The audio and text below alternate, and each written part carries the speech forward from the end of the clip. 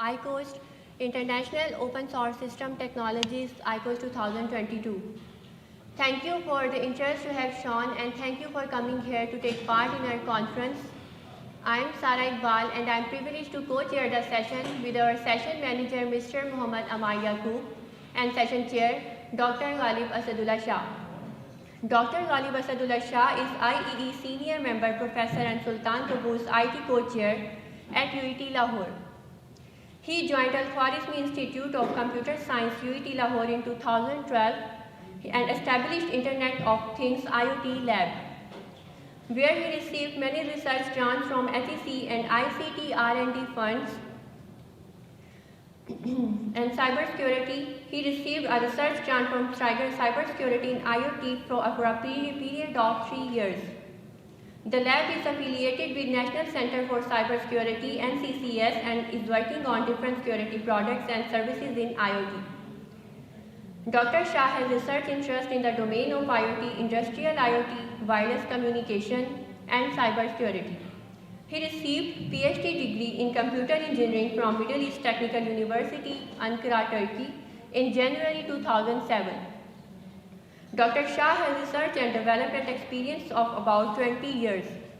Thank you, Dr. Ghalib Asadullah Shah, for joining us today. This session theme is computer vision and social computing. In this session, we will have some keynote talks with reputable personalities. I request Dr. Zulkar Nanjilani from the University of Western Australia for the keynote talk on artificial intelligence for health, application in 3D face analysis and detection of abdominal aortic calcification. Dr. Zulkar Nanjilani is an experienced researcher in 3D computer vision. Currently a research fellow at ECU, he completed his PhD and first postdoc from UWA. His research interests include machine learning, artificial intelligence, deep learning, face recognition, and 3D face analysis. He regularly publishes in high-impact journals PAMI and peer-reviewed conferences CVPR. Please give him a round of applause. Thank you.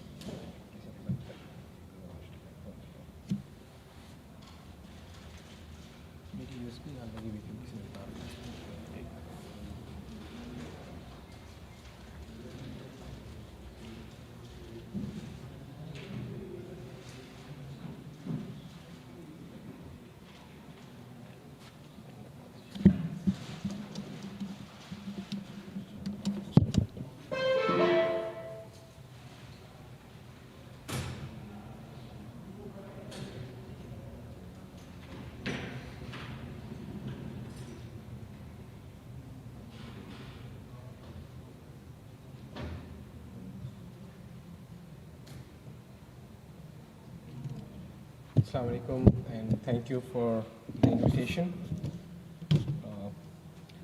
So I'm going to talk to you about dense correspondence and deep learning for 3D faces, some challenges and solutions, and their application in the artificial intelligence. So I've been working on a lot of projects, but today the focus of my talk will be 3D face analysis and artificial intelligence for DEXA scans to detect aortic calcification.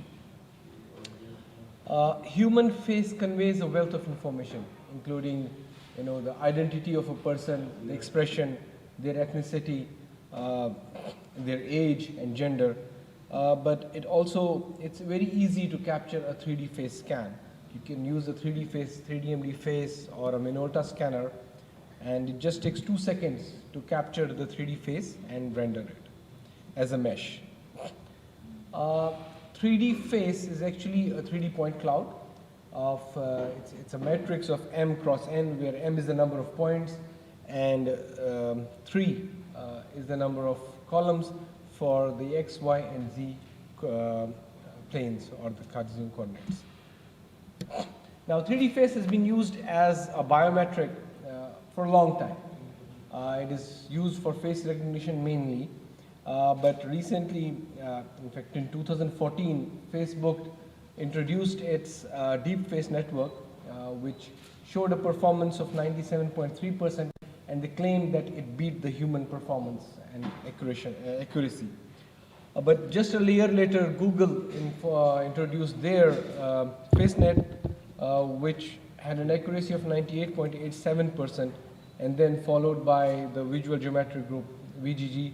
We introduced our 3D face network in around the same time in 2018. Beyond identification, 3D face can be linked to a number of diseases, to syndromes and hormones, and so basically 3D face, or the face itself, has a lot of information, and it can be used for core computer vision tasks, core computer science tasks, and has a number of applications. So today I will first discuss 3D face correspondence. Correspondence means mapping of any two objects. So if you have two triangles, then mapping these two triangles to each other is a straightforward task. But if you have you can have sparse correspondence between two tables, like you have to map the four corners of the tables, two tables, that's also a non-trivial task. But when you have thousands and thousands of points on a face, then how do you find a reasonable or a meaningful mapping from one point to the other point? That is a very challenging task. So there are a lot of applications of dense correspondence, and some of them are mentioned on this slide.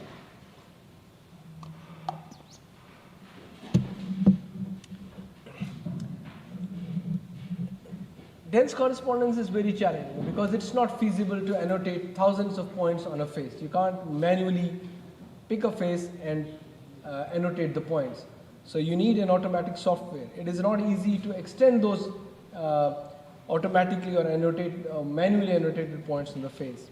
Similarly, face shape varies from one to the other. So there significantly changes because of the expression age, gender, and a number of other things. Existing techniques, most of them at that point in time when I started this work were based on the Bland's and Wetter's seminal works in SIGGRAPH. And what they do is use a 2D face model, they fit it on a 2D face, use some manually annotated landmarks, and then create a statistical model to then fit it on other test faces. But this technique has a number of limitations. Like these techniques require manually annotated landmarks, they use image texture, and they use a single reference face. They've not been tested on benchmark data sets, and they don't have any explicit mechanism of updating dense correspondence. So my first contribution in this field was in 2015 when we published this in CVPR, which is the leading conference on computer vision and pattern recognition, where we detected a large number of landmarks on 3D faces. So the idea was simple. It was pre-deep learning era. So you can see there was some pre-processing, and we used some adaptive sampling level set curves to point out some key points, take out some key points from the face, and then match the surfaces around those key points, just like that. So if you have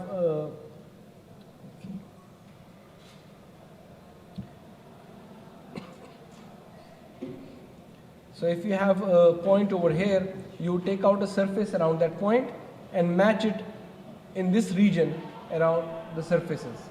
And so wherever you find the lowest bending energy, you would say that these are two corresponding points, and thus you can have a number of corresponding points between the two faces. That would help in generating a deformable model, And then once you have a model, it's very easy to annotate any number of landmarks on that face. So the benchmark those days, or even now, is to find the distance between the manually annotated landmarks and the automatically detected landmarks. We tested this in 2 benchmark data sets and had really good results. The next one is dense correspondence,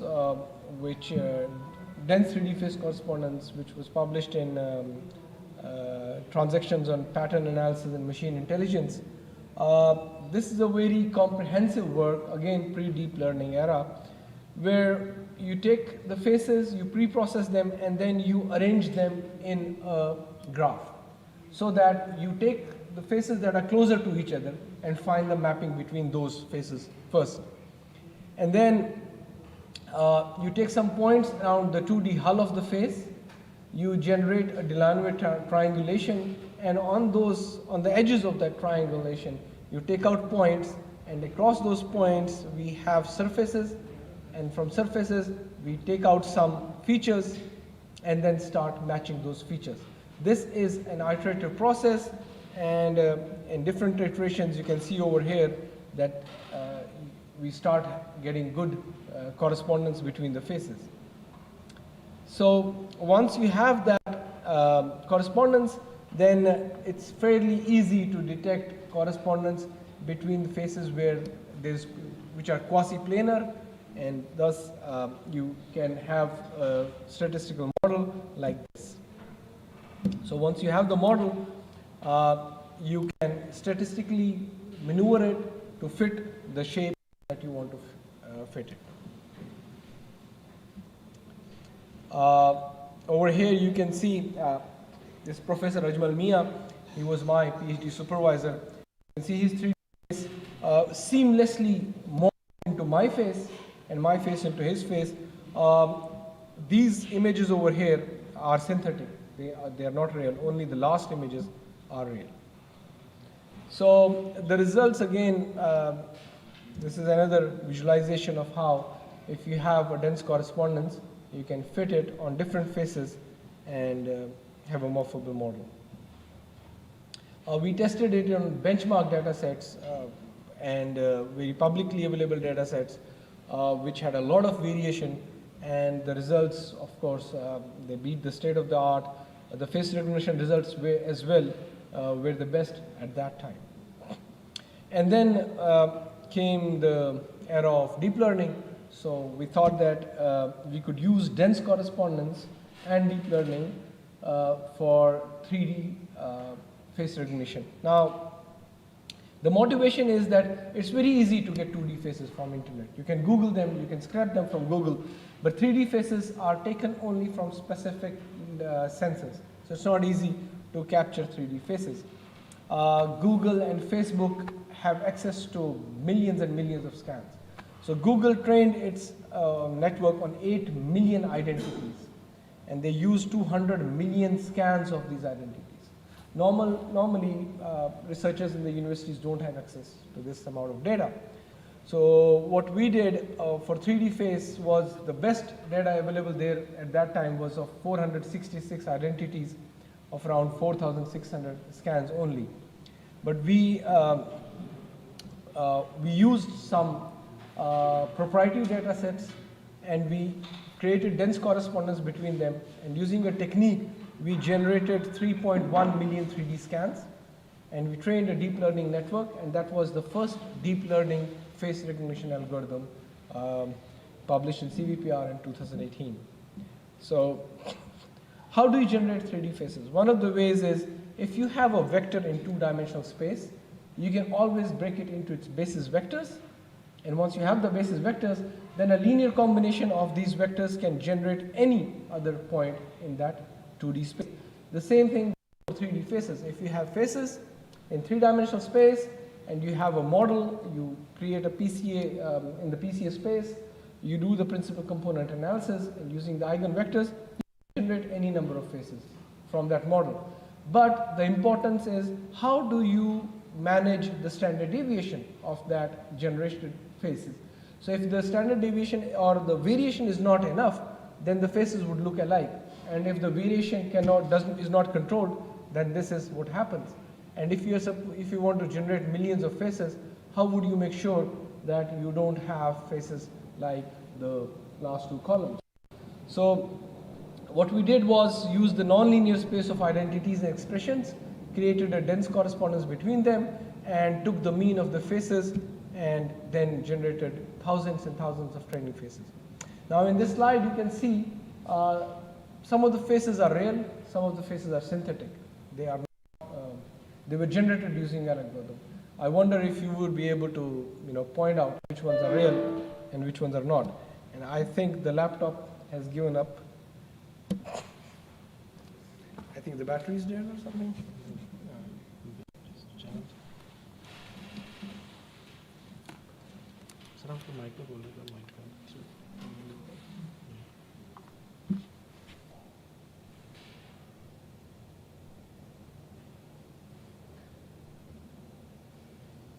Right, apologies. Because this is a presentation where I do need to show you slides, you won't understand what I'm saying. So I'll have to wait till this laptop restarts. Thank you. Excuse me. So you can see the ones in the red are synthetic, the others are real. We did some data augmentation and trained a deep convolutional neural network with less number of parameters for face recognition. This is a specific case of a twins data set where we were able to recognize the twins with an accuracy of 100%. The results were obviously really good. We could beat the state of the art, the conventional state of the art at that time by around 14%. This work received some really good media attention because it was the first 3D face recognition deep network. Now, quickly coming over to the applications of face analysis. As I said, this is something that I've been doing for the past 10 years. So it's a long journey. Now, there are a lot of applications of faces in multidisciplinary sciences. Facial gender scoring is one of them, which is very important because although the sex is binary, but the gender is not. So a person can be very masculine, he can look very masculine, or very feminine. And there's a lot of literature over this in psychology where they say, for example, that highly masculine men are not trustworthy. There's literature about attractiveness, health, mate choice, and syndromes. So what we did was, conventionally, psychologists call people, they show them the photographs, and they tell them to give a score for each face, for their masculinity or femininity. We created a mathematical model that could mimic the human process and had a correlation, a very good correlation of around 90% with the human scoring. Now, once we had that score, in Perth, we are fortunate to have a longitudinal database of all the kids that were born between 1988 and around 1992. This is the RAIN Foundation, which has this data set, and they also have the data of all the mothers once they became pregnant, and all the medical and the blood samples and blood works of everyone in that chain. So we use these 3D facial masculinity scores to find if there was a relationship between this and the testosterone levels of those kids when they were born. The testosterone levels taken out of the umbilical cord blood. And we found that this was very much significantly correlated. Higher the testosterone levels, higher was the masculinity. And we also found that the facial shape that we have now is actually encoded before birth, not at the age of around 12 or 13 that was thought at that time. So the other thing is sickness. So if you could see in this picture, there are a number of kids and they don't feel well. So if a caregiver or a mother can sense that her child is not well, why can't the computer algorithms do that? So this is a specific case.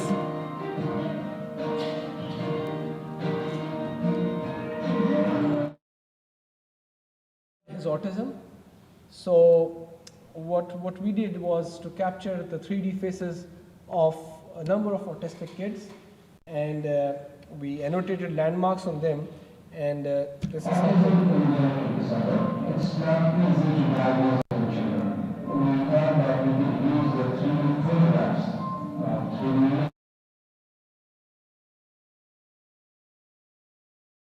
it's not that good. So we found that we could use the 3D face to detect autism in faces of children. Now, this is important because in adults it's easy to diagnose autism, but in children, age of 2 and above, it is very difficult. In fact, age of 2 and less, it's very difficult. So our data set was of children from 2 to 12, and we found that autistic kids, whether they're boys or girls, they are more masculine. They have more masculine face as compared to the typically developing kids. Next, we found out that the ASD kids, or the kids who have autism, are more masculine than their brothers and sisters, siblings. And their brothers and sisters are more masculine as compared to typically developing kids. This was published in a very reputed journal about 2 years ago. And the third thing we found was that it's not just the autistic kids, their parents also. Their parents also are more masculine as compared to the normal adult population. So this sort of gives you an idea of the genetic background or the genetic history of autism. We also found that every human face has facial asymmetry, bilateral facial asymmetry. But this asymmetry is significantly more in kids who have autism as compared to kids who don't have autism. So we had a data set, we created a dense correspondence between these faces and found the asymmetry, bilateral asymmetry. We also found that the siblings of these autistic kids have asymmetry as well as their parents. A lot of this has received a lot of good media attention in Australia. For example, this news item. The research is trying to unlock a handful of the early detection.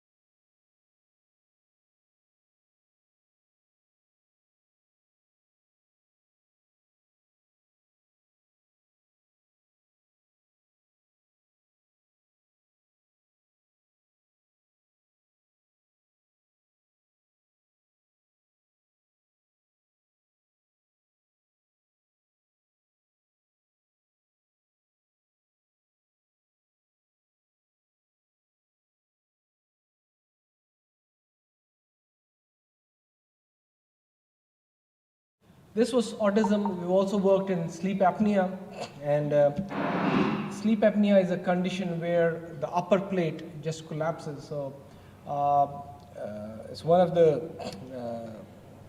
blessings of Allah subhanahu wa ta'ala that when we sleep, a number of our muscles, most of our muscles go into deep sleep and they relax, except for a few ones which are very important, like the heart, the lungs, they keep working.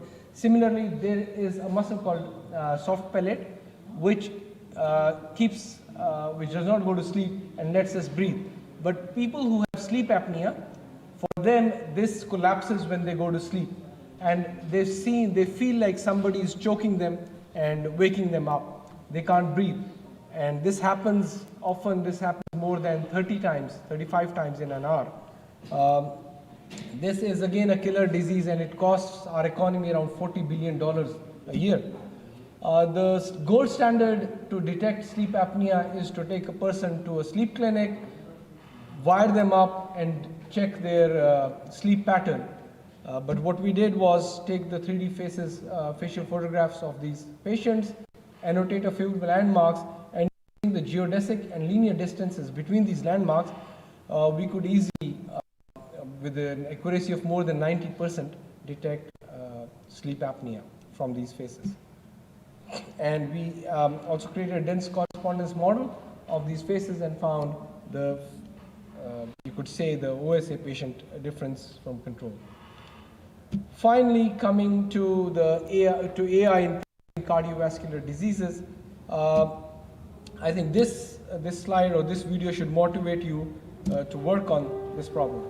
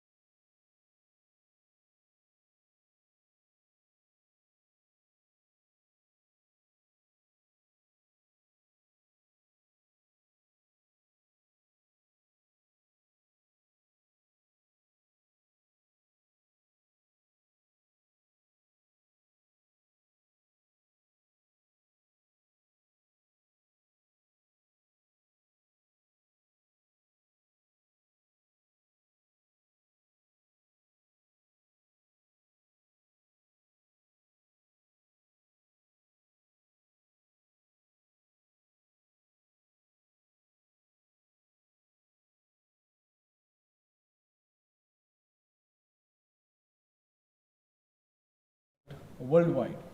And one of the causes of this is a disease called atherosclerosis, which causes some fatty acids, fatty material to be developed in the arteries, in the blood veins. And once you have that blockage, then it stops the blood from passing, and sometimes those fatty material also get calcified. So there's calcium deposits over there. And abdominal aorta is one of the first locations where you can see this disease. And if calcification is present in aorta, it would signal the onset of cardiovascular disease. So it's easy to detect this calcification in X-rays and CT scans, but these two methods have a lot of radiation, and you can't expose a person or a patient to these scanning technologies every month because of the radiation. So we've used DEXA scans, which are very low radiation, very low dose X-ray scans to detect calcification. And as you can see from this image, it is such a noisy and low resolution image, and the calcification is very minute, it's very small. So it is quantified, it can be quantified like across lumbar regions L1 to L4. If you divide the area into anterior and posterior segments, then if 1/3 of this area is calcified, it's given a score of 1. If 2/3 is calcified, it's given a score of 2. And if this whole region is calcified, it's given a score of 3. In this way, we can have a maximum of score of 24. 0 means normal, but the moment you have calcification, it's an irreversible disease. That is where the patient needs to be cautioned. So in this image, if you can see, there's a lot of calcification marked by the arrows. In this one, I wonder if you can find out the calcification, but it has a little bit of calcification. And this one does not have calcification at all. So the interesting thing again is that in DEXA scan, aorta is visible only if it is calcified. Otherwise, it's not visible. So the challenges are that we used a sequential algorithm, an algorithm from the language to vision domain to detect aortic calcification. Again, I've lost this.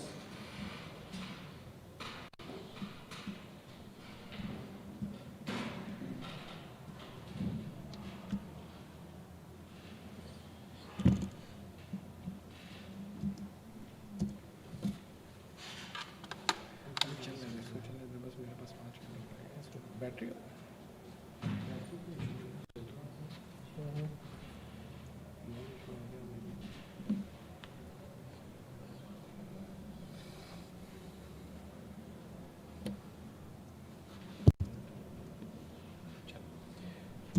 The other problem is of class imbalance. So most of the scores that we have are 0 because people generally don't have calcification. So around 5,390 segments, anterior segments had a score of 0, and less than 1/4 of that had a score of 1. The third problem is of data sparsity. So if you're learning a sequential algorithm and the sequences, you don't have enough samples from the sequences, how do you train the algorithm? Finally is the limited number of labeled samples. It is not easy to manually detect or localize the calcification in these scans. It takes a lot of time and needs experts. So we trained an encoder-decoder model using the ResNet, Inception ResNet V2 as an encoder and LSTM as a decoder. In 4 iterations, we detected the scores, the calcification scores in the anterior and the posterior segments, and then summed them up to get the scores across L1 to L4. We had 1,916 bone density scans from Canada. The minimum resolution and some of the important characteristics of the data are mentioned on this slide. We also trained a baseline model and compared it to the baseline model. Our accuracy or our agreement with the human scores was about 84%, which is the state of the art so far. It was published in one of the leading conferences on medical imaging this year. The accuracy was about 82%, and the sensitivity and specificity, as you can see, was also impressive. These are some of the results from the algorithm, and some of the failure cases are also shown. This one is very interesting because of this mask over here, the aorta was actually not visible at all. So the algorithm was not able to detect the aorta and therefore gave it a score of 0. That's it. Thank you so much for bearing with me for so much time. And if this talk inspires you, please do contact me. We are looking for PhD students and postdocs. If you are interested in working with this, please do contact me. Thank you so much.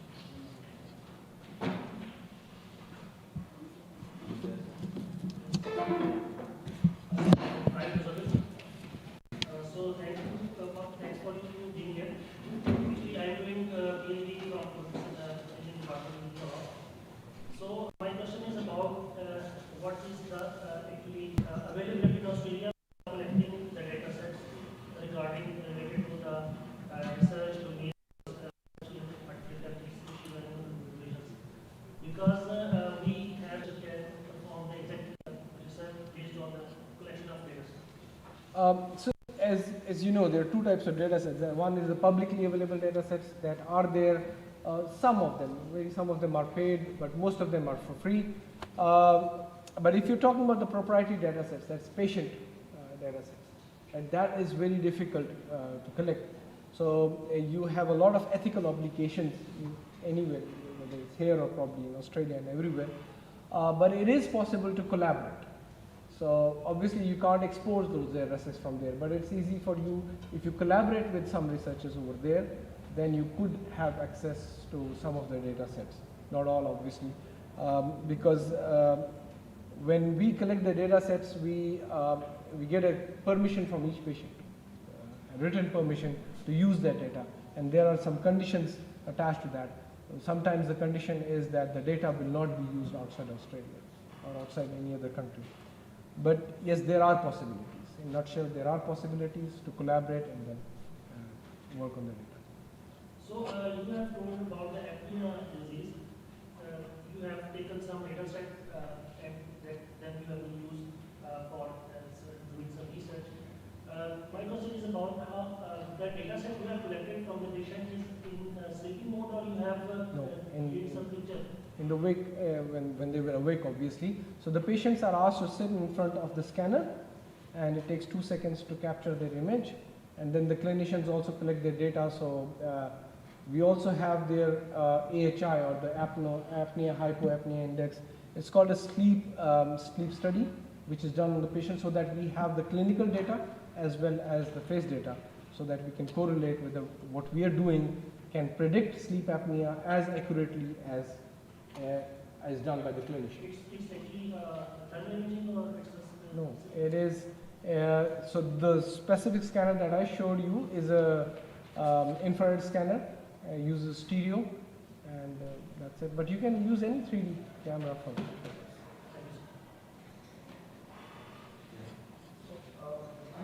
One of the big questions. So, you have doing 3D concept of the face. So, what do you think? What are the applications in metaverse for these 3D? The metaverse is coming like it's like you have a twin. So you construct 3D faces and then you can actually transform it into. So, do you see any applications? The problem with 3D face or any face technology in the West now is that there's a lot of privacy issues with it. So this research is sort of, being discouraged. Even it's difficult to attract grants using this research. So when you talk of this particular issue, it is like, a researcher would not want to venture in this area. So my focus mainly has been on face analysis and then using this in health. So I probably would not be able to answer your question very satisfactorily, but this is how our work has been in the past 10 years. Yeah. So for 3D face recognition, do we need to use some 3D scanner for recognition, or we can use existing 2D cameras for the recognition? Or do we have sort of face application application? So if you have 2D cameras, then obviously using the stereo, and you can create a 3D image. Right? Because my algorithms are only, basically they take in a 3D image. 3D scan is not an image, it is a matrix of m points by 3, which is in the three dimensions, 3 coordinates. 3D scanners are now available, they're very cheap, even for $150. You can get a good. I was thinking maybe you can have any side view of your face, Yes. and then you can And a frontal view. recognize from your. Yes, a frontal view and a side view can Instead obviously of be. front face view, you can have the side view, or maybe at any angle of your side, so you can get that image from your camera, and then. So yes, you're very right that with 3D it's very helpful. With 3D you can even recognize the face with 99% accuracy if the person has a mask on. Yeah. And the profile face is also very easily recognizable. Yeah, but the limitation is that you need to provide 3D image. Yeah. Yeah. Which is not very difficult these days, by the way, because you even have 3D cameras which capture the images in the wild, so for crowdsourcing. So I was just thinking like the attendance system that the people had Yes. developed group attendance, and the people can just keep walking, and then the face can recognize the side view of the person. Yeah, I saw that product outside was really amazing. It's really good, and I think 3D cameras can replace the 2D cameras. It shouldn't be difficult. Any other question? It was really a very interesting talk. So Thank you. I mean, you have done a tremendous job for this 3D recognition. So definitely our students can get some ideas from your talk, and they can obviously work on their master in PhD. So thank you for coming here and giving the talk. Thank you so much for inviting me.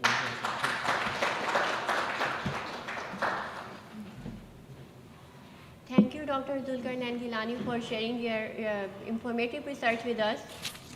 Now I would like to request Professor Dr. Amir Mahmood from the University of Engineering and Technology for the keynote talk on developing real-time social analytics systems in the age of artificial intelligence.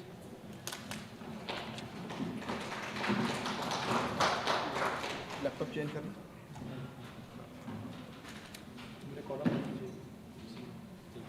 ये उतारो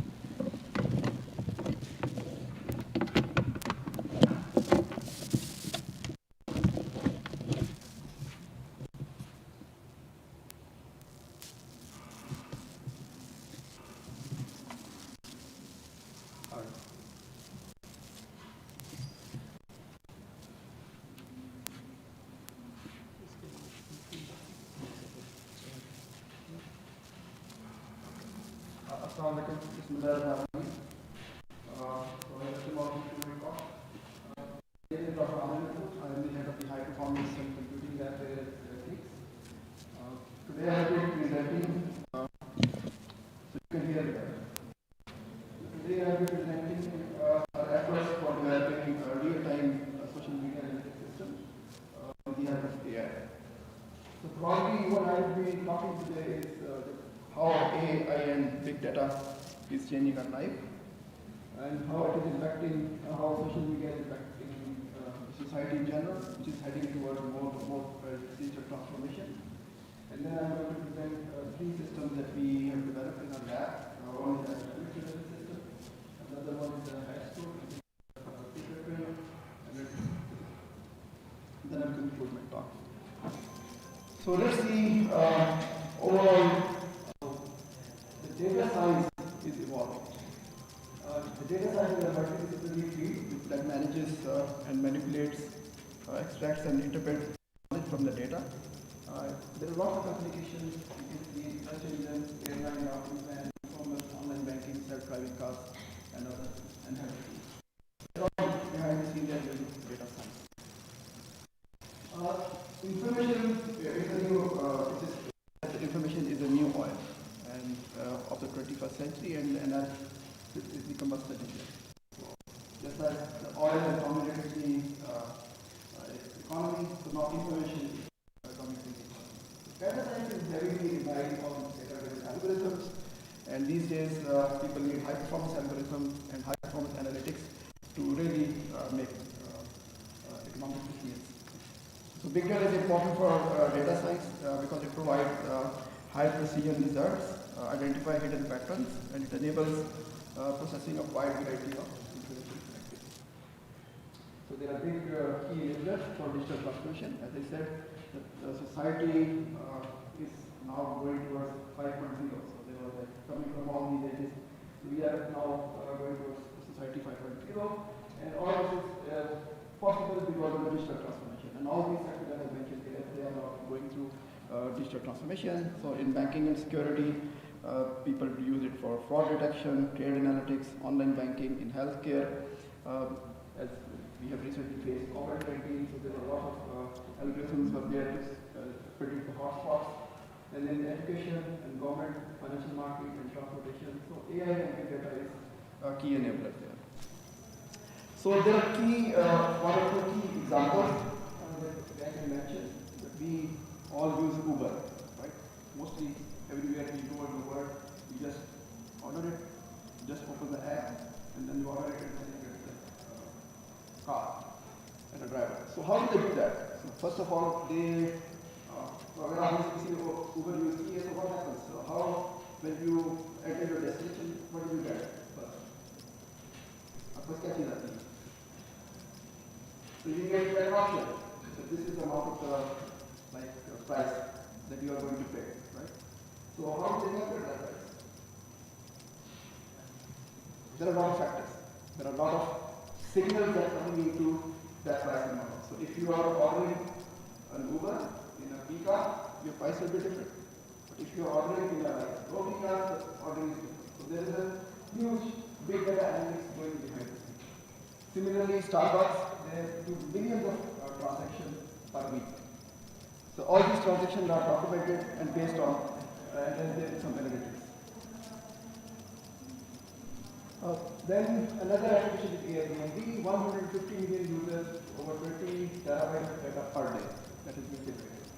And then PayPal worldwide is used. And there are multi-million dollar business with these transactions. And all these are then recorded and then analytics are being performed. So now let's come back to the social media and social networking. So today, the age group from 16 to 64, they are spending 147 minutes per day on average. So I'm not talking about any country, these are global statistics. On average, 2 hours 27 minutes are spent on social media. And for Pakistan, these numbers are very different. These are worldwide. And this has grown from 90 minutes to 147 minutes. So in like 10 years, we have almost heavily increased. So what people do there? I mean, how many of you use social media? So how many of you are Facebook?